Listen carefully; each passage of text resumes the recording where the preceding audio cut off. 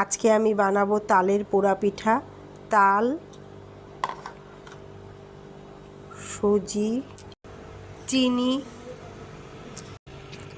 ময়দা, সামান্য জল মেখে নেব। কলা পাতা কেটে নেব।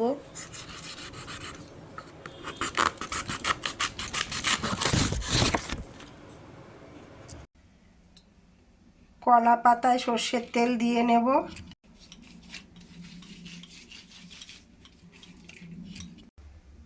পাতা চাটুতে বসিয়ে দিয়ে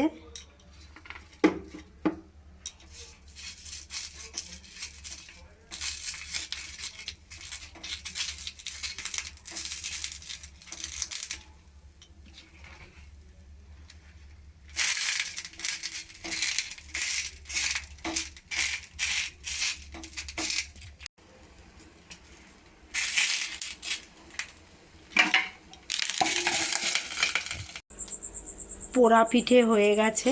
ভাদ্র মাসের অমাবস্যার দিন এই পোড়া পিঠে খেতে হয় আমাদের।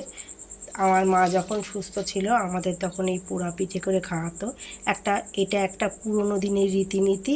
তোমরা কারা কারা পোড়া পিঠে খাও এই অমাবস্যার দিন কমেন্ট করে জানিও।